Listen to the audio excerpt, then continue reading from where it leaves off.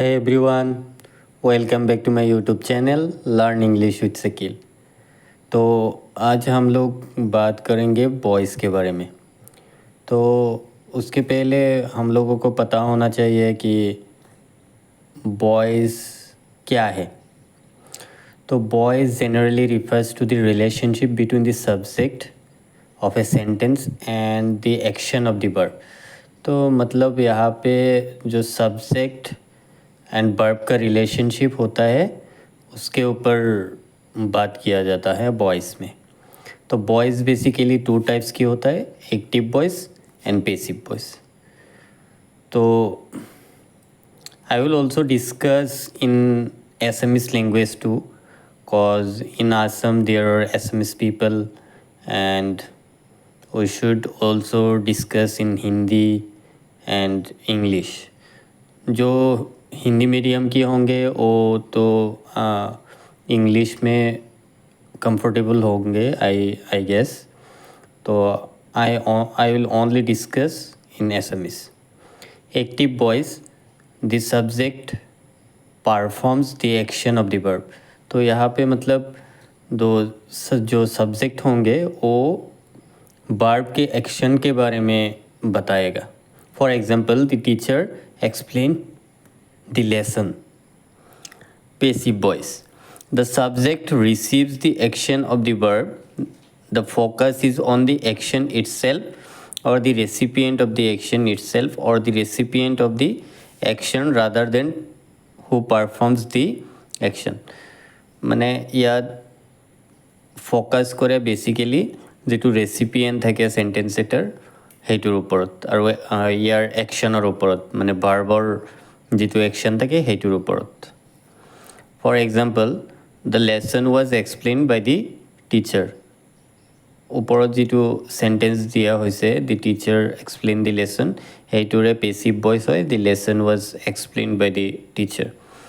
In passive voice construction, the verb is typically formed using the form of to be plus the past participle of the main verb। We will discuss the rules of voice changing step by step। Keep watching the video till the end and get newer and newest thing in this video। तो यहाँ पे जो बोला है कि to be plus past participle, तो यहाँ पे मतलब इन्फिनेटिव्स का थोड़ा इम्पोर्टेंस दिया जाता है एंड पास्ट पार्टिसिपल्स का। तो next now will slide to the next page. Read the following sentences. He saw a bird, এইটো एक्टिव सेंटेंस है एक्टिव वॉइसर। तो a bird was seen by him, passive voice. तो यहाँ पे पहले हम लोग subject verb and object identify करेंगे। फिर जो एक्टिव वॉइस का सब्जेक्ट होगा वो पैसिव वॉइस में ऑब्जेक्ट हो जाएगा। And basically the rule is जो एक्टिव वॉइस के ऑब्जेक्ट होंगे वो पैसिव वॉइस में सब्जेक्ट होगा and accordingly second we will be using auxiliary verb according to the subject. और यहाँ पे टेंस में भी ध्यान देंगे, जैसे कि अगर प्रेजेंट इंडिफिनिट में सेंटेंस होगा तो उसका ऑक्सिलरी आएगा is are am, and past indefinite में होगा तो वाज एंड वेयर। तो अकॉर्डिंगली हम लोग सेंटेंस के अनुसार ऑक्सिलरी लगाया है was and past participle third में। And we usually use by preposition in voice but sometimes it changes। तो यहाँ पे by लगाएंगे and the subject of the active voice will be changed to possessive pronoun like him। Here you can see general rules to express possessive voice। तो ये उतना डिटेली हम नहीं पढ़ेंगे अभी, क्योंकि हम I will just discuss in brief. तो मैंने बताया है ऑलरेडी कि एक्टिव वॉइस के जो ऑब्जेक्ट होंगे वो पैसिव वॉइस में सब्जेक्ट होगा एंड अकॉर्डिंगली ऑक्सिलरी होगा टेंस के अनुसार। एंड थर्ड में हम लोग जो वर्ब होगा वो उसका थर्ड फॉर्म लिखेंगे। थर्ड फॉर्म मतलब पास्ट पार्टिसिपल, एंड फिर प्रीपोजिशन लगाएंगे। फिर जो एक्टिव वॉइस का सब्जेक्ट होगा वो उसको पॉजिटिव प्रोनाउन में कन्वर्ट करेंगे। Note the change from the active voice to the passive voice in the following sentences. Like we eat rice, rice is eaten by us. तो यहाँ पे the sentence is in present indefinite, that is why rice को object बनाया, फिर object लिखा passive voice में subject के हिसाब से। फिर राइस एक कॉमन ऑब्जेक्ट है इसीलिए इज लिखा। फिर ईट का थर्ड फॉर्म होता है ईटेन, फिर बाय प्रीपोजिशन लगाया एंड वी को आज बनाया।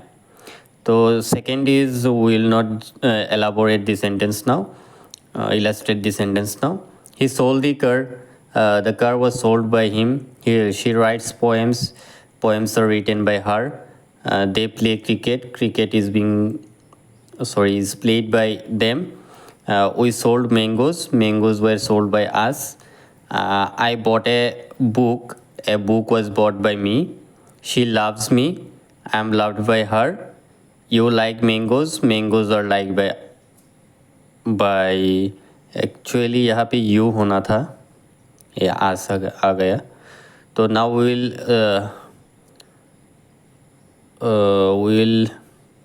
Change the page.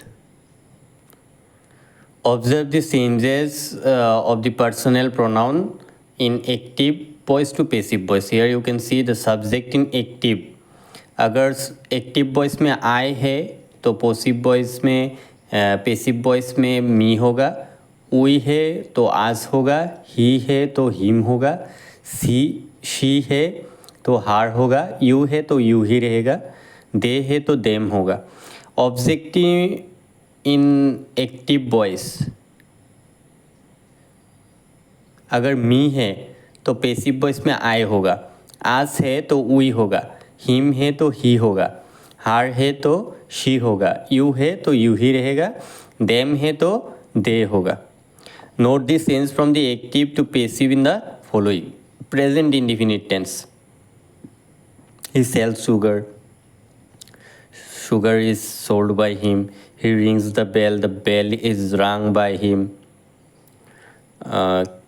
Cats catch mice, mice are caught by cats.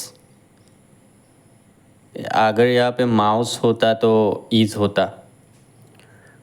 Children love animals, animals are loved by children, children love chocolate, chocolate is loved by children. They drink tea every morning, the tea is drunk by them every morning. तो यहाँ पे sometimes मतलब जो last में adverb आता है, time आता है, adverb of time, adverb of manner, तो ये सब लास्ट में होता है। And will look up to some critical voice out there, stay tuned. Here you can see the present continuous tense. He is writing a letter. A letter is being written by him. तो यहाँ पे जो object है a letter उसको पहले लिखा subject की तरह, फिर अकॉर्डिंगली ऑब्जेक्ट ऑक्सिलरी लिखा, फिर यहाँ पे आईएनजी हटाने के लिए हम लोग बीइंग का इस्तेमाल किया। तो यहाँ पे फिर जो वर्ब होगा उसका थर्ड फॉर्म लिखा, फिर बाय प्रीपोजिशन एंड जो प्रोनाउन है उसको चेंज किया। तो like the way there you can see they are playing cricket, cricket is being played by them. You are doing the work is being done by you. Roman is eating rice, rice is being eaten by Roman. We are discussing the matter is being discussed. There you can see present perfect tense. We have finished the work has been finished. यहाँ पे वैसे ही जो rules है वैसे ही है, object को subject बनाना, फिर auxiliary लगाना अकॉर्डिंग टू द सब्जेक्ट। फिर यहाँ पे जो ऑक्सिलरी होगा, ऑक्सिलरी के बाद एक प्रेजेंट परफेक्ट में हम लोग बीन यूज़ करते हैं। Present perfect and past perfect में तो पास्ट परफेक्ट बाद में आएगा तो वहाँ पे भी बोलेंगे। तो यहाँ पे बीन का इस्तेमाल करेंगे एंड जो वर्ब होगा उसका थर्ड फॉर्म लिखेंगे, फिर बाय प्रीपोजिशन एंड प्रोनाउन का चेंजेस करेंगे, वी आस होता है। तो he has bought some apples have been bought by him. She has stolen my purse has been stolen by her. They have sold the car has been sold by them. You have broken the glass has been broken by you. तो here you can see past indefinite. तो he made the the mistake was made by him. तो यहाँ पे जो auxiliary use होगा वो was and were use होगा। She tore the book was torn by her. The teacher beat the boy. The boy was beaten by the teacher. She wore fine dresses were worn by her. They brought good news was brought by him. Here you can see past continuous. She was leading the blind man. The blind man was being led by her. यहाँ पे आप लोग देख सकते हैं कि जो object है उसको सब्जेक्ट बनाया गया और जो ऑक्सिलरी है वो अकॉर्डिंगली बैठा पास्ट टेंस में, एंड आईएनजी हटाने के लिए हम लोग बीइंग का इस्तेमाल किया एंड जो वर्ब है उसको थर्ड फॉर्म बनाया। And secondly, you can see she was seeking the money. The money was being sought by her. They were playing cricket. Cricket was being played by them. He was doing the sums. The sums were being done by him. We were buying mangoes. Mangoes were being bought by us. Here you can see past perfect tense. They had eaten cakes before the party began. तो यहाँ पे actually जो बीच में before लगा हुआ है उसका पहले जो ऑब्जेक्ट होगा उससे ही स्टार्ट होता है basically, not any perfect rules out there. Cakes had been eaten by them before the party began. The farmers had reaped by the farmers before the rain fell.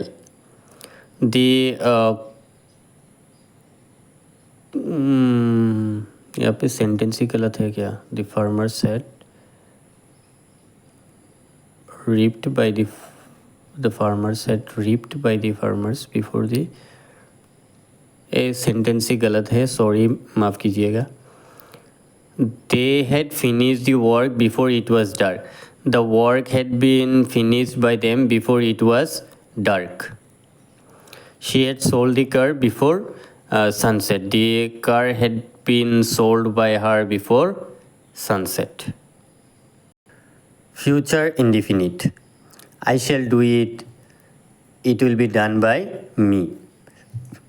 Here you can see जो auxiliary है उसके बाद एक be आया है, तो basically future indefinite में auxiliary के बाद एक बी वर्ब का इस्तेमाल करेंगे हम लोग and according to subject auxiliary लगाएंगे।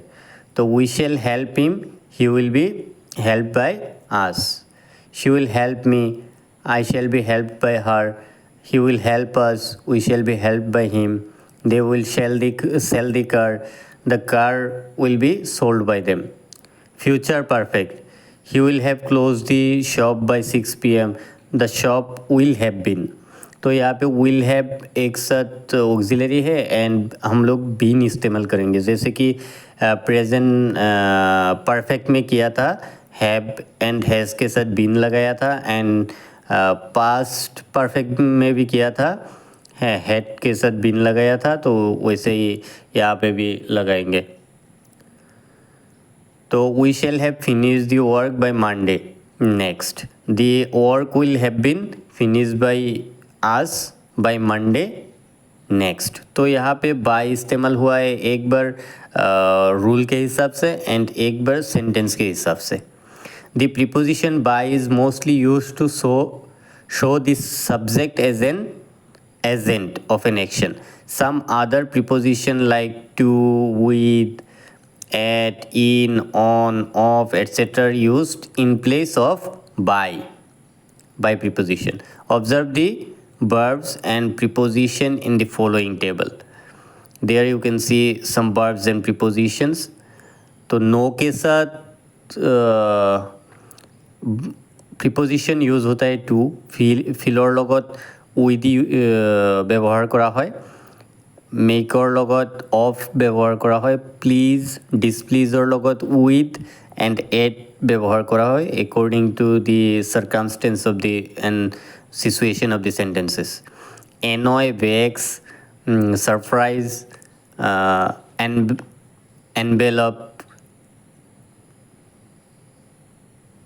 एनवेलप एंड कंटेंट के साथ इन यूज़ होता है and annoy vex and surprise के साथ विद एन एट यूज़ होता है read the following sentences I know her she is known to me जैसे कि मैं बताया कि जो नो है उसके साथ बेसिकली प्रीपोजिशन टू यूज़ होता है she knew was we were known to her ইয়াতো চাব পাৰা তোমালোকে যে ইয়াতো जो नो वर्ब है उसके साथ टू का इस्तेमाल हुआ है smoke fill the room The room was filled with smoke. ইয়াত চাব পাৰা ফিল্ডৰ লগত উইথ ব্যৱহাৰ কৰা হৈছে ৱাটাৰ ফিল্ডছ দি পণ্ড দি পণ্ড ইজ ফিল্ড উইথ ৱাটাৰ ইয়াত চাব পাৰা ফিল্ডৰ লগত উইথ প্ৰিপজিশ্যনৰ ব্যৱহাৰ কৰা হৈছে হাৰ conduct pleases us we were pleased at her conduct ইয়াত চোৱা প্লিজডৰ লগত এট প্ৰিপজিশ্যন ব্যৱহাৰ কৰা হৈছে she displease them they were displeased with her ইয়াত চোৱা প্লিজ আৰু ডিছপ্লিজৰ লগত এট ইউজ হৈছে এণ্ড ডিছপ্লিজৰ লগত উইথ ইউজ হৈছে হাৰ বিহেভিয়াৰ এনয়জ আছ উই ৱেৰ এনয়ড এট হাৰ বিহেভিয়াৰ এনয়ডৰ লগত বেচিকেলি প্ৰিপজিশ্যন এট বহে তো ইয়াত এট ব্যৱহাৰ কৰা হৈছে 7 days make a week is made of 7 days তো মেডৰ লগত আমি গম পাওঁ অফ ফ্ৰম এইবিলাকৰ ইউজ হয় কিন্তু বইচৰ ক্ষেত্ৰত বেচিকেলি অফেই ইউজ হয় ক্লাউডছ এনভেলপ দি স্কাই এনভেলপৰ লগত ইন প্ৰিপজিশ্যন বহে তো ইয়াত ইন ব্যৱহাৰ কৰা হৈছে the sky is enveloped in clouds The box contains some books. Some books are contained in the box. ইয়াত container লগত in ব্যৱহাৰ কৰা হৈছে Adverbs of manner are placed in between the form of be and the past participles in the passive voice. Adverbs of manner tell how. যেতিয়া মানে adverbs of manner কেনেকৈ বা কেনেদৰে আইডেণ্টিফাই কৰে খুচায় তেতিয়া কেনেধৰণৰ চেঞ্জেছ হয় ভইচত তলত দিয়া ধৰণে চাব পাৰা he did the work quickly the work was quickly done by him ইয়াত চোৱা যিটো এডভাৰ্ব অফ মেনাৰ আছে সেইটো ঠিক অক্সিলাৰীৰ পিছত বহিছে আৰু ভাৰ্বৰ আগত বহিছে যেতিয়া নেকি এইটো চেণ্টেন্সৰ পৰা আমি বুজিব পাৰোঁ যে কুইকলি মানে কি শীঘ্ৰে স্পীডে যদি আমি সহজ ভাষাত বুজিব বিচাৰোঁ তেনেহ'লে স্পীড বুলি ক'ব পাৰোঁ স্পীড আমি গমেই পাওঁ যদিও ইংৰাজী শব্দ হয় তথাপিও আমি গমেই পাওঁ তো ইয়াত অক্সিলাৰী আৰু ভাৰ্বৰ মাজত বহিছে কুইকলি চ' এনেদৰে যেতিয়া নেকি কেনেকৈ খুচায় তেতিয়া আমি অক্সিলাৰী আৰু ভাৰ্বৰ মাজত যিটো এডভাৰ্ব অফ মেনাৰ থাকিব সেইটো প্লেচ কৰিম We discussed the matter thoroughly. The matter was thoroughly discussed by us. ইয়াত ডিছকাছডত ডিটো লিখিব পাহৰিলোঁ সেইটো ঠিক কৰি ল'বা the cat killed the rat instantly. The rat was instantly killed by the cat. ইয়াতো চাব পাৰা যে অক্সিলাৰী পিছত ইনষ্টেণ্টলি ইউজ কৰা হৈছে এণ্ড বাৰ্ব পিছত ইউজ কৰা হৈছে. They sold the car immediately. The car was immediately sold by them. তো ইয়াতো চাব পাৰা যিটো এডভাৰ্ব অফ মেনাৰ আছে এইটো অক্সিলাৰী আৰু বাৰ্বৰ মাজত বহিছে. তো ইয়াত কিন্তু গোটেইখিনি চাব পাৰা যিবিলাক ভাৰ্ব আছে গোটেইখিনি থাৰ্ড ফৰ্মত আছে মানে পাষ্ট পাৰ্টিচিপলত আছে সেইবোৰো ধ্যান দিবা অলপ. I wrote the letter first. The letter was first written by me. I know him well. He is well known to me. তো ন'নৰ লগত চোৱা প্ৰিপজিশ্যনটো টু বহিছে বাকীখিনিৰ লগত বাই বহিছিলে. চ' ন'নৰ লগত আমি গম পাওঁ যে টু বহে আৰু যিটো ৱেল আছে সেইটোতো একেলগেই মানে অক্সিলাৰী আৰু বাৰ্বৰ মাজতে বহিব. তো ইয়াত এটা নোট দিয়া হৈছে যে only a transitive verb can be used in the passive voice and intransitive verb has no' object and therefore has no' passive voice. তো ইয়াত কোৱা হৈছে মানে যিবিলাক ট্ৰানজিটিভ বাৰ্ব আছে যিবিলাকৰ অবজেক্ট থাকে সেইবিলাকৰহে আমি ভইচ কৰিব পাৰোঁ আৰু যিবিলাকৰ অবজেক্ট নাথাকে সেইবিলাকৰ আমি ভইচ চেঞ্জ কৰিব নোৱাৰোঁ. গতিকে এইটো মনত ৰাখিবা যে যেতিয়াই নেকি ট্ৰানজিটিভ ভাৰ্ব থাকিব তেতিয়াহে আমি পেচিভ ভইচ কৰিব পাৰিম. ইনট্ৰানজিটিভ যিবিলাক ভাৰ্ব থাকিব সেইবিলাকৰ আমি পেচিভ ভইচলৈ সলনি কৰিব নোৱাৰোঁ মানে ভইচেই চেঞ্জ নহ'ব. তো ভইচ অফ ৰিটেইনড অবজেক্ট. তো আমি ইয়াত কিছুমান ডিটেইলি কিছুমান ৰুল আলোচনা কৰিম তোমালোকে শেষলৈ চাই থাকিবা. If there are two objects in the active voice, then one of them becomes the subject in the passive voice and other retained as object. The object after the passive verb is called the retained object. Read the following sentences. He gave me a book. ইয়াত চোৱা যিটো মি আছে এইটো indirect object হয় আৰু direct object এটা আছে. চ' আমি দুয়োটাৰে কৰিব পাৰোঁ. যদি ইনডাইৰেক্টেৰে কৰোঁ তেনেহ'লে হ'ব I was given a book by him আৰু ডাইৰেক্ট হৈ যাব a book was given me by him. She told us a story. We were told a story by her. ইয়াত আৰু এটা কথা মনত ৰাখিবা যে যেতিয়া আমি ইনডাইৰেক্ট অবজেক্ট দি কৰিম তেতিয়া ইনডাইৰেক্ট অবজেক্টটো বহাই যেনেদৰে 1 নম্বৰ চেণ্টেঞ্চটোত চোৱা আই দিছোঁ পিছত অক্সিলাৰী দিলোঁ পিছত বাৰ্বৰ থাৰ্ড ফৰ্ম দিলোঁ পিছত যিটো ডাইৰেক্ট অবজেক্ট আছে সেইটো বহাইছোঁ পিছতহে বাই দিছোঁ পিছতহে ছাবজেক্টটো পজিটিভ কৰিছোঁ. তো এইটো ধ্যান ৰাখিবা. তো we were told a story by her. A story was told us by her. Mother teaches me English. I am taught English by mother. English is taught me by mother. I lent him 10 rupees. He was lent 10 rupees by me. 10 rupees were lent him by me. He gives us good advice. We were given good advice by him. Good advice is given us by him. Here you can see voice of factitive verb. When a factitive verb is changed from the active voice to the passive voice, the objective complement becomes a subjective one. Objective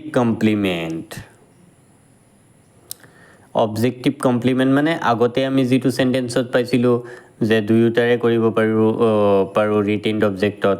তো তাত এটা indirect object আছিলে এটা direct object আছিলে কিন্তু ইয়াতো দেখাত লাগি আছে যে এটা ডাইৰেক্ট অবজেক্ট এটা ইনডাইৰেক্ট অবজেক্ট কিন্তু ইয়াত আমি যিটো ইনডাইৰেক্ট অবজেক্ট আছে সেইটোকহে আমি কৰিম আৰু ডাইৰেক্ট অবজেক্টটো ৰাখি দিম.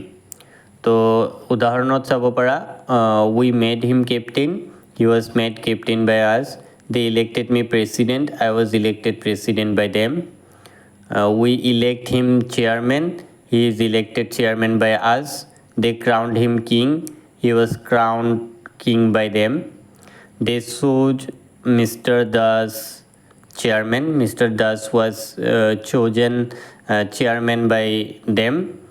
We call the dog Spot. The dog is called Spot by us.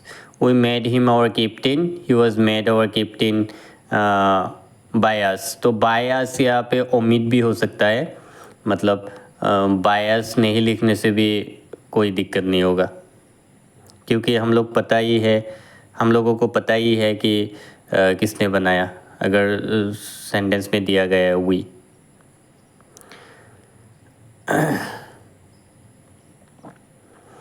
They named their son रुदियन, देयर सन वाज नेम्ड रुदियन। किसने दिया, ये लिखने से भी होगा, नहीं लिखने से भी होगा। We called them cowards. They were called cowards by us. The members elected him president of the club. He was elected president of the club. तो यहाँ पे हम लोगों को पता ही है कि अगर एक प्रेसिडेंट बनाया गया है एक क्लब में तो उसके मेंबर्स ही बनाएंगे। ये तो कॉमन सेंस की बात है, तो इसीलिए ये फ्रीजिंग भी कर सकते हैं by the members. By the members नहीं लिखने से भी हो जाएगा, चलेगा। Now we'll discuss voice of imperative sentences. तो imperative sentence एक important factor है voice में। तो in imperative sentence always begins with the verb, and the passive voice of the imperative sentences begins with the word let. तो यहाँ पे कहा गया है कि imperative sentence बेसिकली verb से स्टार्ट होता है, जहाँ पे कोई सब्जेक्ट नहीं होता है। वर्ब से स्टार्ट होके फिर जो ऑब्जेक्ट होगा वो रहेगा सेंटेंस में। एंड यहाँ पे ये भी बताया गया कि जो पैसिव वॉइस होगा वो लेट से स्टार्ट होगा। तो एक्टिव फॉर्म में वर्ब प्लस ऑब्जेक्ट होगा, पैसिव फॉर्म में let plus object plus be plus past participle. अब पास्ट पार्टिसिपल क्या है उसको पहले ही बताया कि पास्ट पार्टिसिपल मतलब वर्ब के थर्ड फॉर्म होता है, जो कि हम लोगों की वर्ब की लिस्ट होता है, वर्ब 1, वर्ब 2, वर्ब 3। जैसे कि डू, डिड, डन। डू का सेकेंड फॉर्म होता है डिड, एंड डन होता है थर्ड फॉर्म, एंड उसका फोर्थ फॉर्म ही भी है, जैसे कि प्रेजेंट पार्टिसिपल, उसके आईएनजी फॉर्म होता है। तो will discuss it later. Now will only focus on the sentences.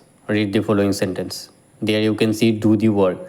तो यहाँ पे पहले हम लोग लेट लगाएंगे, फिर द वर्क मतलब जो ऑब्जेक्ट है वो लगाएंगे, फिर एक बी वर्ब लगाएंगे, बी लिख के फिर जो वर्ब है उसका थर्ड फॉर्म लिखेंगे। जैसे कि post the letter, let the letter be posted. Open the door, let the door be opened. Close the window, let the window be closed. Write the word, let the word be written. Take care of it, let it be taken care of. Let it be taken care of जो phrasal और grouping verbs होगा वो एक साथ ही रहेगा। Send for the doctor, let the doctor be sent for. Let him answer the question, let the questions be answered. Spell the word naughty, let the word naughty be spelled. Do not open the window, let the window not be open. Additionally, some examples do not consist let. कुछ sentences होता है जो let से imperative नहीं होता है। For example, there you can see go there. तो यहाँ पे हम लोगों को कुछ मतलब पता होना होगा। Basically you know guys, imperative sentence में जो वर्ब से स्टार्ट होता है उससे पहले एक सब्जेक्ट रहता है जो कि हम लोग ओमिट करके रखता है, वो है यू। तो उस यू को हम लोग असम्पशन में रखेंगे, एंड जो पैसिव वॉइस होगा उसमें हाईलाइट करेंगे। तो यू उससे निकाला, फिर यू लिखा। तो यू के साथ बेसिकली तो हम लोग ऑक्सिलरी आर ही यूज़ करते हैं, क्योंकि सेंटेंस प्रेजेंट इंडिफिनिट में है तो आर यूज़ करेंगे। अगर पास्ट इंडिफिनिट में है तो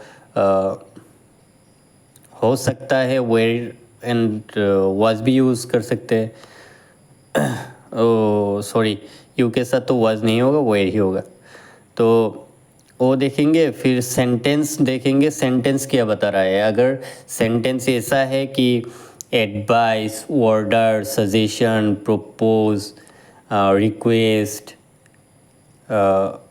बेड, ये सब बता रहा है, प्रिवेंशन बता रहा है, तो वो सब लिखेंगे, वो सब हाईलाइट करेंगे। अगर पता नहीं है कि सेंटेंस ऑर्डर बता रहा है या क्या बता रहा है, तो हम लोग आस्क वर्ब के इस्तेमाल कर सकते हैं। तो यहाँ पे मैंने लिखा है you are ordered, you are asked to go there.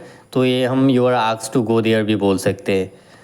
तो पहले यू हाईलाइट करेंगे, फिर ऑक्सिलरी लिखेंगे, फिर जो सेंटेंस बताएगा उसका थर्ड फॉर्म लिखेंगे, फिर जो सेंटेंस है वो लिख देंगे। तो सेकेंड सेंटेंस में you can see please give it, you are requested to give it. यहाँ पे प्लीज़ का कोई प्लीज़ जैसा कोई वर्ड पैसिव में दिख नहीं रहा। इसका मतलब है कि प्लीज़ रिक्वेस्ट आइडेंटिफाई करते हैं, रिक्वेस्ट इम्पोज करते हैं, एक्सपोज करते हैं। तो इसीलिए प्लीज़ रिक्वेस्ट में चला गया, तो इसीलिए प्लीज़ का फिर से इस्तेमाल नहीं होगा। तो यहाँ पे you are requested to give it होगा। एंड रन फास्ट, तो रन फास्ट में you are commanded to run fast. Basically run fast तो अगर कोई मैराथन हो रहा है तो उसमें रन फास्ट बोलते हैं, और अगर रेस हो रहा है तो उसमें भी रन फास्ट बोलते हैं। तो ये कमांड है बेसिकली, तो उसके साथ बेसिकली कमांड यूज़ होता है। तो बाकी जो सेंटेंस है वो एज इट इज़ लिख देना है। And I have some more examples on mouth, not on written in the notebook, like do not tell a lie। तो यहाँ पे हम लोग सोच सकते हैं कि do not tell a lie is an advice। तो यहाँ पे हम लोग एडवाइस यूज़ कर सकते हैं, your advice not to tell a lie।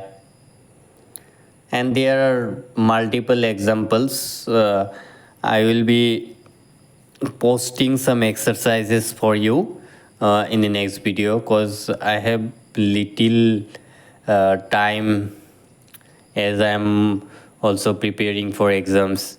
That is why I have lackings of times। That is why I will be posting some exercises for you in the next slide। Now we'll be rushing to the next topic, voice of interrogative sentence। There you can see active form do, did, does plus subject plus present form of verb plus object।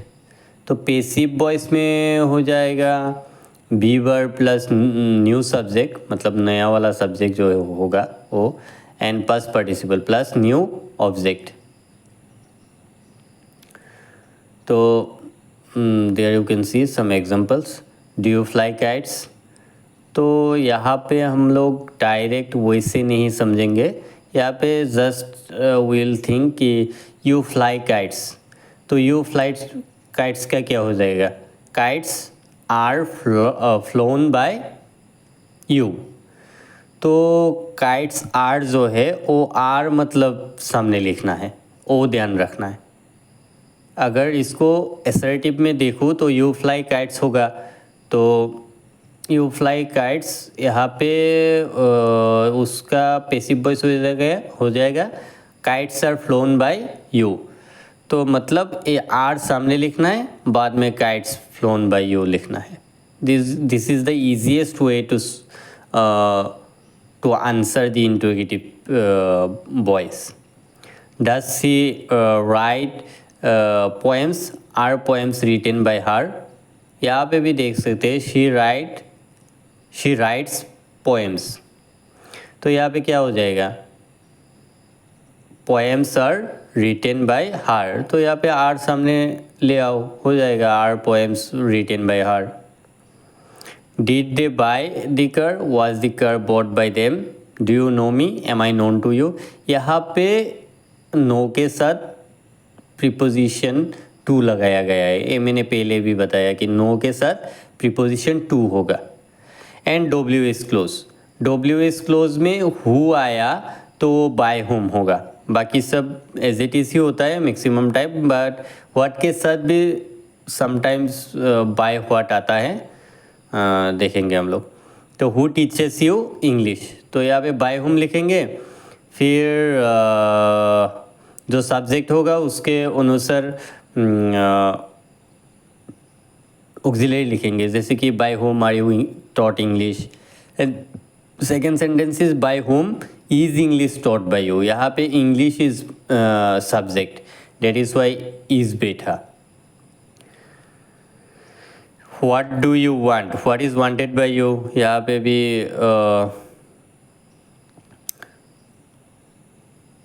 What is wanted by you, तो यहाँ पे do का जो ओ होगा auxiliary होगा do K instead में, तो वो होता है इज आर एम। तो बेसिकली व्हाट के साथ इज यूज़ होता है, तो what is wanted by you लिख सकते हैं हम in this very particular sentence, क्योंकि यू यहाँ पे एक एजेंट के तरह काम कर रहा है, तो इसीलिए आर नहीं होगा यू के साथ।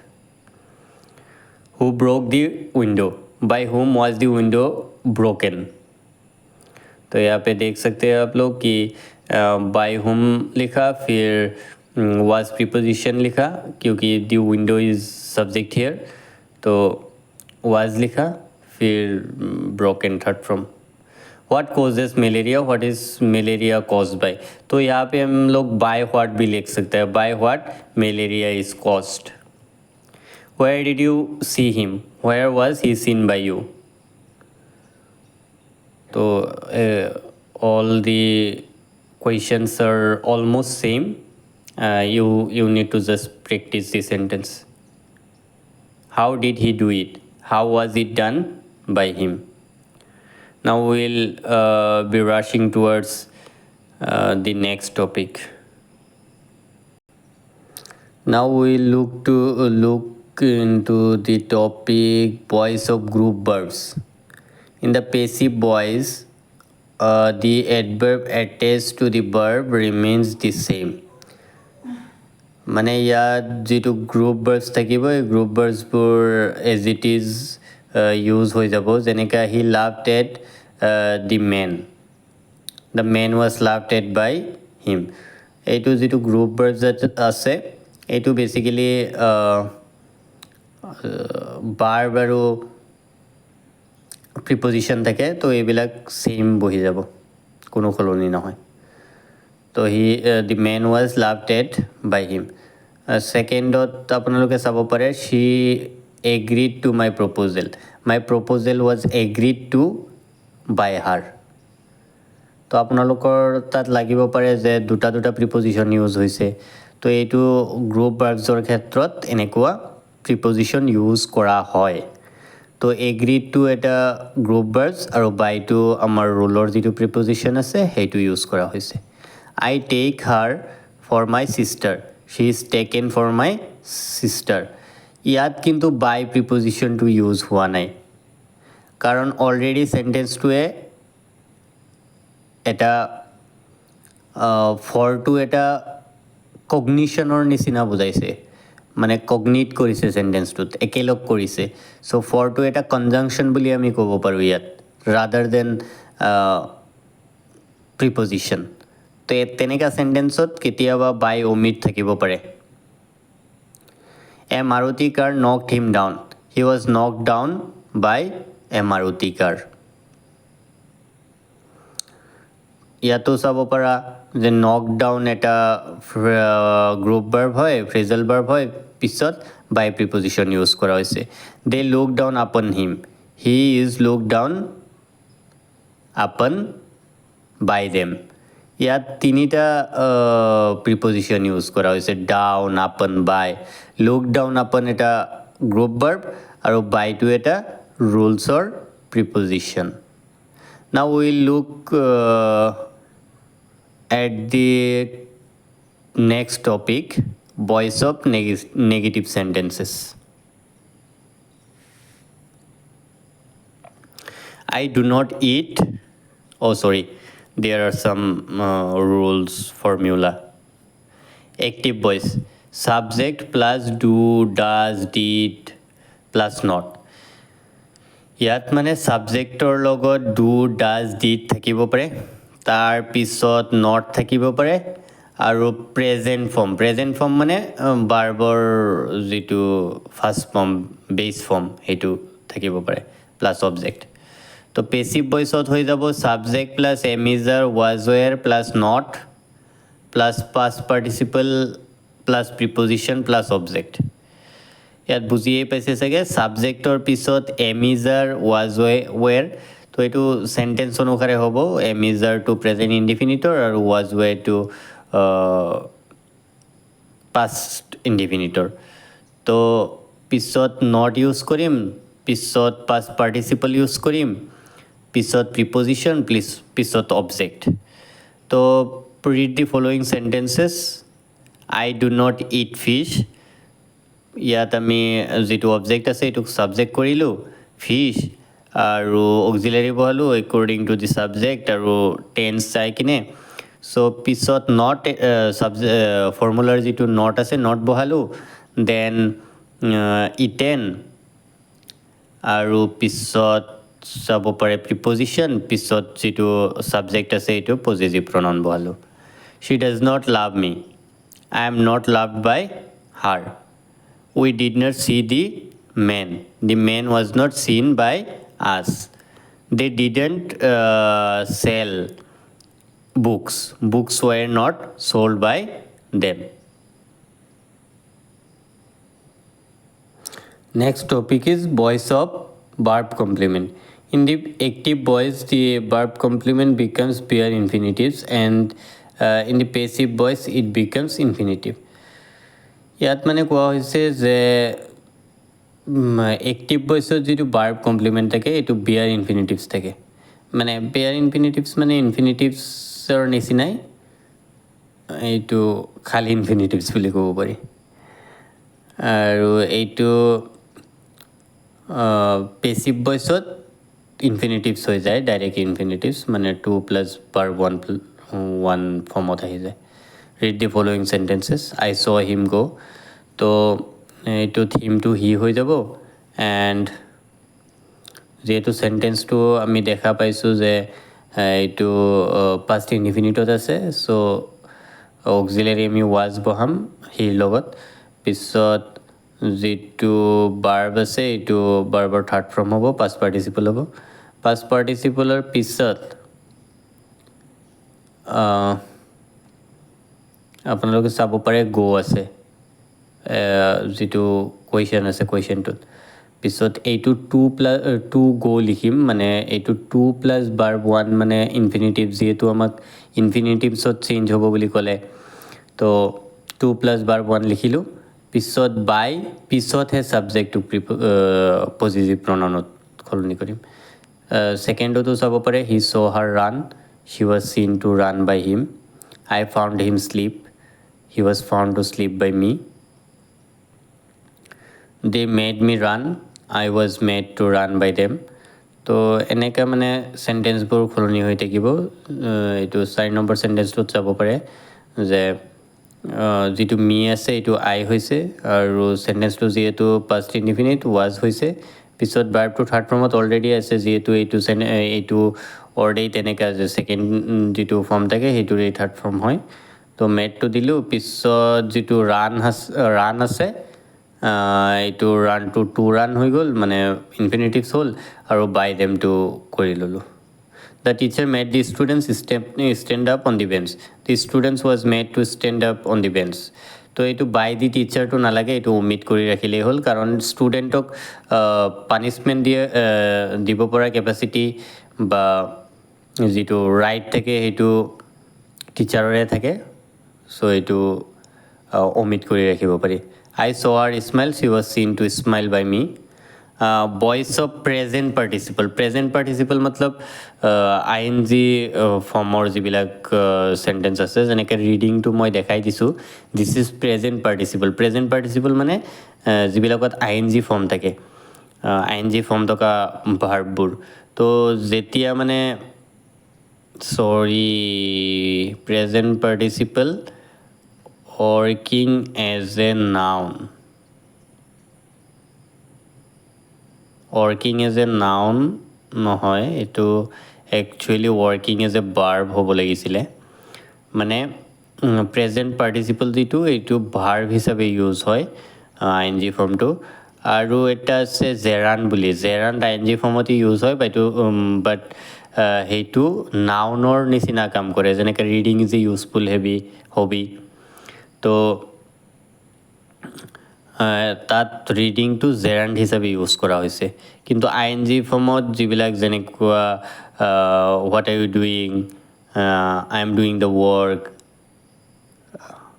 আই এম ৰিডিং, সেইবোৰতো ভাৰ্ব হিচাপে ব্যৱহাৰ কৰা হৈছে না। তো তেনেকুৱা চেণ্টেঞ্চত প্ৰেজেণ্ট পাৰ্টিচিপল বুলি ইউজ কৰা হয়। তো I saw her dancing, she was seen dancing by me. তো এইটোত কি হ'ব, যিটো মাজত যিটো হেৰি আছে, মানে ING ফৰ্মৰ লগত যিটো অবজেক্ট আছে, কমপ্লিমেণ্ট আছে, সেইটোৰ বেছ ফৰ্মত আনিলোঁ, হাৰটো শ্বি কৰিলোঁ, পিছত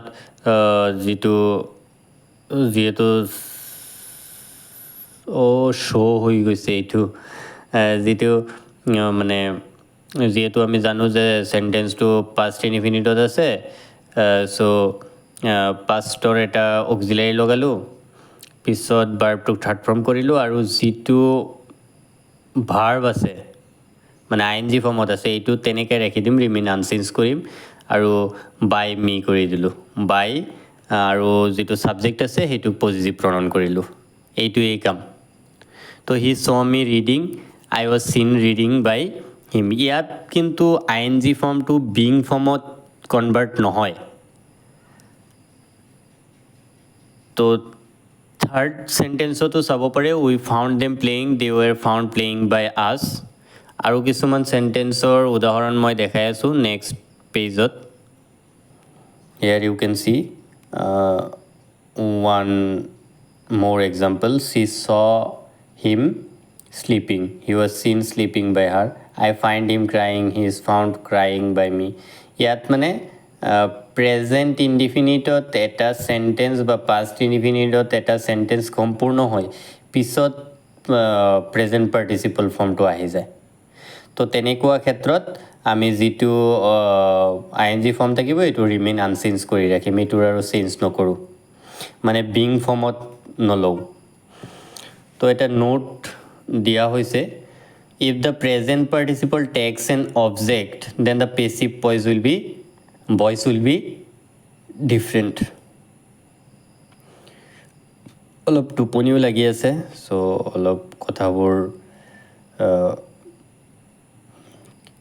ভাজি ধৰিছে, ক্ষমা কৰিব।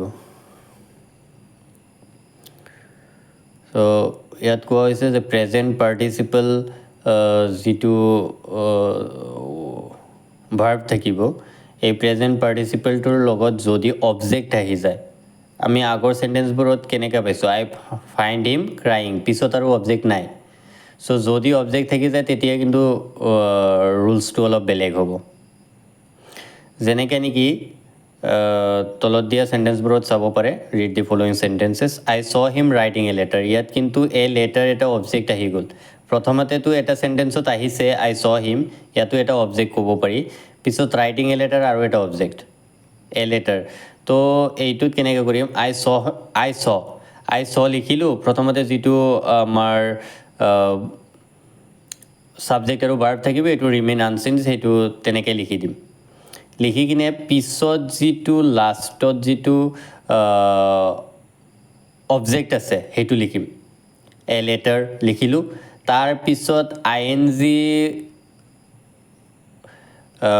এন জিটো ৰিমুভ কৰিবলৈ বিঙৰ ব্যৱহাৰ কৰিলোঁ তাৰপিছত যিটো ভাৰ্ব থাকিব সেইটো থাৰ্ড ফৰ্ম কৰিম থাৰ্ড ফৰ্ম কৰি কিনে পিছতহে আমি বাই প্ৰিপজিশ্যন লগাই যিটো অবজেক্ট বাকী থাকিব প্ৰথম চেণ্টেন্সৰ সেইটো লিখিম তো I saw a letter being written by him আৰু নেক্সট চেণ্টেন্সটো চাব পাৰে we found them playing football তো উই ফাউণ্ড লিখিলোঁ তাৰপিছত ফুটবল যিটো অবজেক্ট আছিলে আই এন জি ফৰ্মৰ পিছত সেইটো অবজেক্ট আনিলোঁ আনি কিনে পিছত বিঙৰ ব্যৱহাৰ কৰিলোঁ মানে আই এন জি ৰিমুভ কৰিবলৈ পিছত যিটো ভাৰ্ব আছে এইটো থাৰ্ড ফৰ্ম কৰিলোঁ পিছত বাই দেম কৰিলোঁ চ' বাই দেমটো এইটো বাই দেম আছে চ' আমি এইটো বাই দে বুলি কৰিব নোৱাৰোঁ আকৌ চ' বাই দেমেই ইউজ কৰিব লাগিব তো he saw her eating a mango' he saw a mango' being eaten বাই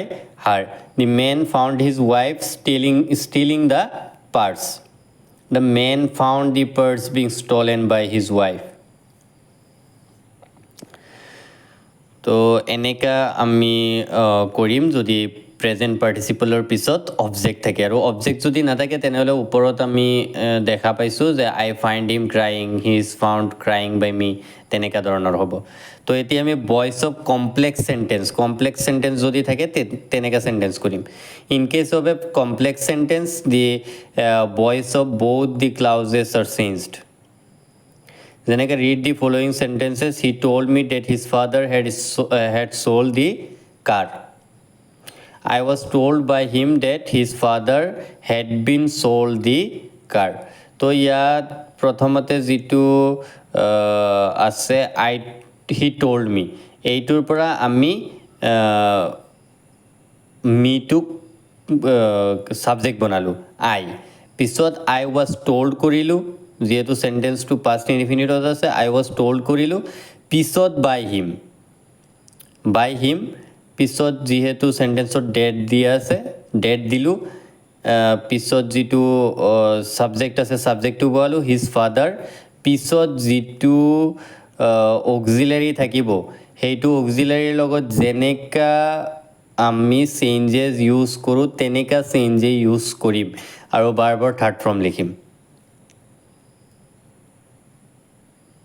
ডেটৰ পিছৰ যিটো আছে ছেইম চেণ্টেন্সেই থাকিব কিন্তু ভাৰ্বৰ থাৰ্ড ফৰ্ম কৰিম আৰু অক্সিলাৰীৰ লগত যদি কিবা সালসলনি থাকে সালসলনি কৰিম যেনেকৈ I was told by him that his father had been sold the car I informed him that she would see the zoo ইয়াতো চাব পাৰে হিমক হি কৰিলোঁ আৰু অক্সিলাৰী ভাৰ্বটো ৱাজ ব্যৱহাৰ কৰিলোঁ আৰু ইনফৰ্মটো থাৰ্ড ফৰ্ম আছেই অলৰেডি তো ইনফৰ্ম কৰিলোঁ পিছত বাই মি কৰিছোঁ আৰু ডেটৰ পিছত আপোনালোকে চাব পাৰে শ্বি উড দিলোঁ উডৰ পিছত বেচিকেলি বি হয় আৰু চিৰ থাৰ্ড ফৰ্ম কৰিলোঁ দেন দি জু তো 3 নম্বৰ চেণ্টেন্স আছে আই ন' হোৱাট ইউ ন' ইয়াত হোৱাটটো যিহেতু আই ন' হোৱাট তো হোৱাটক আমি ছাবজেক্ট কৰিলোঁ তো ছাবজেক্ট কৰি কিনে হোৱাটৰ লগত বেচিকেলি ইজেই বহে যিহেতু চেণ্টেন্সত ইয়াত কোনো নাই ছাবজেক্ট পাৰ্টিকুলাৰ ছাবজেক্ট নাই তো ইজ আমি ব্যৱহাৰ কৰিব পাৰোঁ তো what is known to you is known to me ইয়াত চাব পাৰে ইউটো কিন্তু ছাবজেক্ট হিচাপে ইউজ হোৱা নাই আপোনালোকে যদি ভাবি আছে যে ইউ আছে তথাপি আৰ বহা নাই ইউটো ছাবজেক্ট হিচাপে ইউজ হোৱা নাই তো ইয়াত ইজ ব্যৱহাৰ কৰা হৈছে now will be looking to the next slide here you can see people say that God creates the universe যদি পিপল চে থাকে দে চে থাকে তেতিয়াহ'লে ইট ইজ চেড ইউজ কৰা হয় আৰু যিহেতু ডেট আছে ডেটৰ পিছত যেনেকৈ আমি অবজেক্ট থাকে অবজেক্টটো আমি ছাবজেক্ট বনাম পিছত অক্সিলাৰী ইউজ কৰিম পিছত ভাৰ্বৰ থাৰ্ড ফৰ্ম ইউজ কৰিম পিছত বাই প্ৰিপজিশ্যন লগাম পিছত অবজেক্ট ইউজ কৰিম It is said that the universe is created by God. They said that the rich hate the poor. It is said that the poor are hated by the rich. ইয়াত the পুৱৰ আছে। ইয়াত কিন্তু এটা বস্তু লক্ষ্য কৰিবলগীয়া, যেতিয়া দ্য প্লাছ অবজেক্টিভ থাকিব, আই উড লাইক টু এড কি যেতিয়া দ্য প্লাছ অবজেক্টিভ থাকিব, দ্য প্লাছ এডজেক্টিভ থাকিব, তেতিয়া কিন্তু প্লুৰেল হ'ব। মনত ৰাখিব, তেতিয়া প্লুৰেল হ'ব। চ' ইয়াত দ্য পুৱৰ আৰু ইয়াত দ্য পুৱৰ ইজ হ'ব লাগিছিলে, যদি মানে একচুৱেলি চাওঁ। তো দ্য পুৱৰ আৰ হ'ব। পিছত আপোনালোকে চাব পাৰে voice of cognate object. Some verbs take their own noun from a subject in the active voice. These objects are called cognate objects. He ran a race. A race was run by him. She dreamed a strange dream. A strange dream was dreamed by her. এইবিলাক একেবাৰে প্ৰাৰম্ভিক পৰ্যায়ৰ যিবিলাক rules আছে সেইবোৰে হয়। অকণ মানে এডভান্স টাইপ দেখা গৈ আছে, বাট এডভান্স নহয়। তো good dreams or dreamed by dream. Voice of infinitives. তো ইনফিনিটিভছ মই প্ৰথমতে কৈছিলোঁ যে 2 প্লাছ ভাৰ্ব 1 যিটো ফৰ্ম আছে এইটোক ভইচ অফ ইনফিনিটিভছ বুলি কোৱা হয়। The sum is too difficult to do. ইয়াত চাব পাৰে আপোনালোকে, যেতিয়া নেকি 2 প্লাছ ভাৰ্ব 1 আহি যাব, তেতিয়া মানে এটা ৰুলছ আছে, সেইটো শুনিব আপোনালোকে।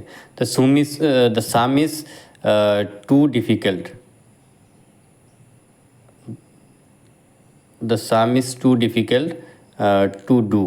তো ইয়াত টু ডু যিটো হ'ব, আৰু টুৰ পিছত এটা বি বহাম, বি ভাৰ্ব, আৰু ডু যিটো ভাৰ্ব থাকিব এইটো থাৰ্ড ফৰ্ম হ'ব, যেনেকৈ done. He is too poor to maintain the family. He is too poor for the family to be maintain. ইয়াত ফৰ ইউজ কৰা হৈছে, এইটো অলপ আমাৰ মিনিং চাব লাগিব, কেতিয়া মিনিংটো অলপ চেঞ্জ কৰিব লাগে সেইটো আমাৰ চাব লাগিব। সেই অনুযায়ী আমি অক্সিলাৰী প্ৰিপজিশ্যন বহাব লাগিব। It is time to stop the war. It is time for the war to be stopped. We had to put off the meeting. The meeting had to be put off by us. It is time to send for the doctor. It is time for the doctor to be send for. তো এই ধৰণে change হ'ব ইনফিনিটিভছবোৰ। আৰু what to do, যেনেকৈ ধৰি লওক what to do, what is to be done. There is nothing to do, there is nothing to be done. এনেকুৱা মানে টু ডু যিবিলাক থাকে, বা আৰু বহুত ধৰণৰ ইনফিনিটিভছ থাকে 2 প্লাছ ভাৰ্ব 1, তেনেকৈ মানে টু বি ডান তেনেকুৱা হৈ যায়। So easy. इन्फिनेटिव्स का वॉइस करना बहुत इजी ही होता है, बस प्रैक्टिस चाहिए। Now we will be looking to the last topic of voice, from passive to active. পেচিভৰ পৰা এক্টিভ কৰিবলৈ। তো পেচিভৰ পৰা এক্টিভ কৰিবলৈ যিটো ৰুল, এইটো প্ৰায় একেই। ৰাইচ ইজ ইটেন বাই আছ। ইয়াত যিটো লাষ্টত আমি অবজেক্ট দেখিছোঁ, এই অবজেক্টটো ছাবজেক্ট কৰিম, আৰু আমি জানো যে চেণ্টেন্সটো কিহত আছে, প্ৰেজেণ্ট ইনডিফিনিট। তো প্ৰেজেণ্ট ইনডিফিনিটত আমি জানো subject plus verb 1 plus object থাকে। তো যিটো ভাৰ্ব আছে, ভাৰ্বটো বেছ ফৰ্মত আনিলোঁ ইট, আৰু যিটো ছাবজেক্ট আছে ছাবজেক্টটো বহাই দিলোঁ উই ইট ৰাইচ, হৈ গ'ল। চ' এইটো ৰুলছবোৰ মই অলপ ইংলিছত পঢ়ি দিছোঁ। At first the object in the passive voice takes the place of subject in the active voice. The active form of the verb according to tense and number person of the subject is placed after the subject. Then the subject of the passive voice becomes the object of the transitive verb. If the object in the passive voice remains omitted, then a suitable term is taken as subject according to the sentence of the sentence, tense of the sentence. ইয়াত মানে কোৱা হৈছে last টপিকটোত এইটো additional মই কৈ দিছোঁ, মানে যদি চেণ্টেন্সটোত কোনো ধৰণৰ মানে অবজেক্ট নাথাকে, অমিট হৈ থাকে, তেতিয়াহ'লে আমি মানে লজিকেল কেইটামান অবজেক্ট আমি নিজে উলিয়াব লাগে যাতে সেই চেণ্টেন্সটোৰ লগত ফিট কৰে। যেনেকৈ English is spoken all over the world, কোনে কয়? মানুহে। তো মানুহৰ ইংলিছ টাৰ্ম কি? পিপল। তো পিপল দিলোঁ, দি কিনে চেণ্টেন্সটো আমি দেখা পাইছোঁ যে প্ৰেজেণ্ট ইনডিফিনিটত আছে। চ' প্ৰেজেণ্ট ইনডিফিনিটত আমি স্পকেনক স্পীক বুলি লিখোঁ আৰু ইয়াত কোনো অক্সিলাৰী নাথাকে। তো স্পীক দিলোঁ, পিছত যিটো ছাবজেক্ট আছে ছাবজেক্টটো দিলোঁ, আৰু বাকী থকা যিটো আছে অল অভাৰ দি ৱৰ্ল্ড হৈ গ'ল। এনেকৈ মানে অমিট থকা যিবিলাক চেণ্টেন্স থাকে সেইবিলাক কৰোঁ। A poem is read by me, I read a poem হৈ গ'ল। Flowers are plucked by her, she plucks flower. আমি চেণ্টেন্সটোত চাম যে চেণ্টেন্সটো কিহত আছে, প্ৰেজেণ্ট ইনডিফিনিটত আছে, পাষ্ট ইনডিফিনিটত আছে, সেই অনুযায়ী কৰি যাম। ইজ এ বেগ কেৰিড বাই হাৰ, এইটো যদি আমি এছাৰেটিভত কৰোঁ, শ্বি কেৰিজ এ বেগ, এনেকুৱা হ'ব। চ' সেইটো যদি আমি আকৌ বেছ ফৰ্মত কৰোঁ, তেনেহ'লে ডাজ শ্বি কেৰি এ বেগ হৈ যাব।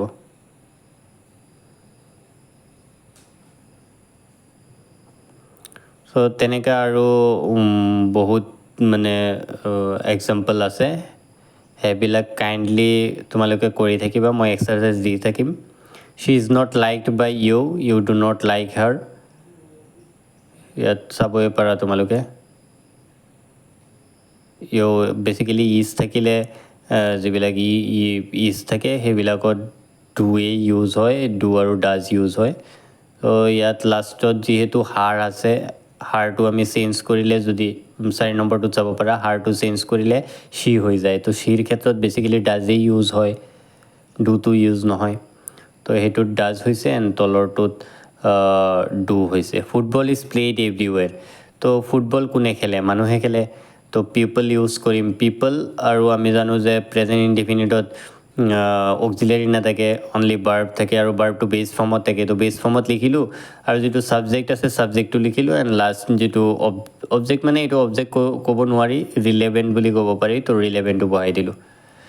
My pen has been stolen, মোৰ পেন কোনে চুৰি কৰিছে মই নাজানো, আৰু জানিলেতো নুসুধিলোঁ হয়।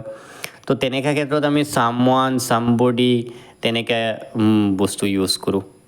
তো চামৱান বা চামবডি দুটাৰ পৰা এটা ইউজ কৰি হেজ ষ্টলেন মাই বুক হৈ গ'ল।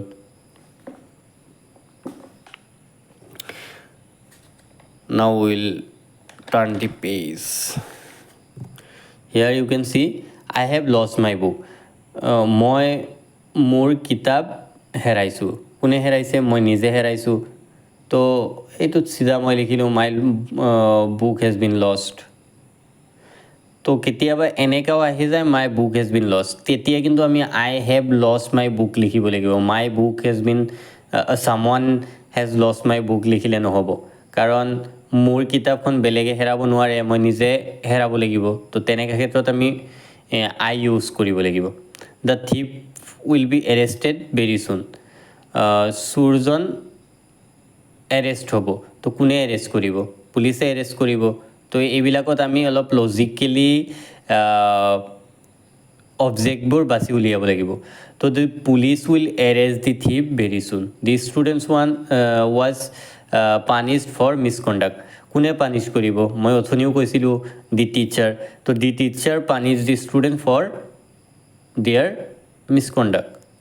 দি house was burn to ashes, ashes মানে ছাই, পুৰি ছাই হৈ যোৱা। তো a fire burn the house to ashes. তো এনেকুৱা প্ৰিপজিশ্যনবোৰো কেতিয়াবা চেঞ্জ হৈ থাকিব। আৰু 12ত চাব পাৰা Rome was not built in a day. তো ৰোম এটা দেশ, আমি গম পাওঁ ৰোম এটা দেশ, Greece.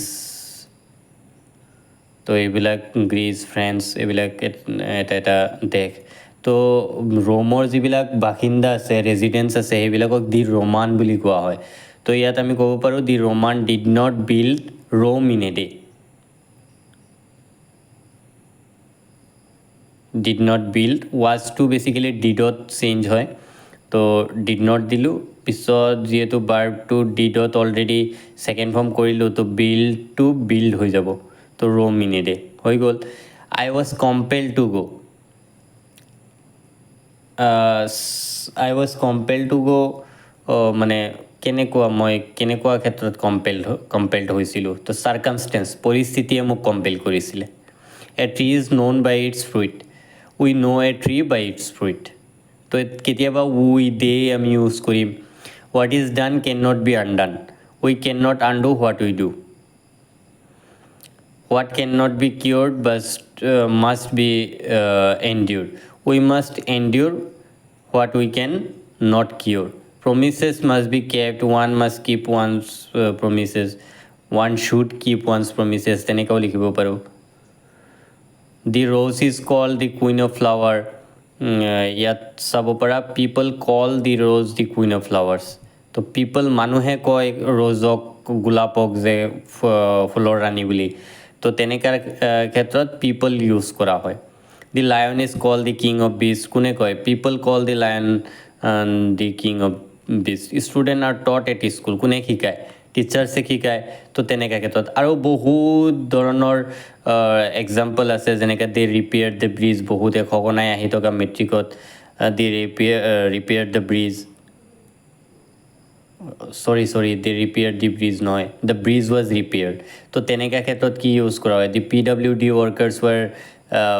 PWD workers repaired the bridge আমি গমেই পাওঁ যে ব্ৰিজবোৰ কোনে ৰিপেয়াৰ কৰে PWDৰ ৱৰ্কাৰে ৰিপেয়াৰ কৰে আৰু বহুতো এক্সাম্পল আছে যদি মই আৰু এটা এক্সাম্পল দিওঁ Mahatma Gandhi is cold the father of nation ইয়াত কি কৰিব পাৰোঁ পিপল লিখিব পাৰোঁ নো কাৰণ মহাত্মা গান্ধীক ভাৰততহে জাতিৰ পিতা বুলি কোৱা হয় যদি আজি আমেৰিকাত এইটো ভইচ কৰোৱা হয় তেতিয়াতো তেনেকুৱা কৰিব নোৱাৰি না পিপল বুলি ক'ব নোৱাৰি তো তেনেকুৱা ক্ষেত্ৰত আমি ইউজ কৰিব লাগিব উই ইণ্ডিয়ান পিপল তো বহুত চেণ্টেঞ্চ আছে যিবিলাকত আমি ধ্যান দিব লাগিব অলপ অবজেক্ট চিলেকশ্যনত তো object selection is the toughest job in changing the voice So thank you for watching the video and subscribe my YouTube channel for getting notified with all the lessons and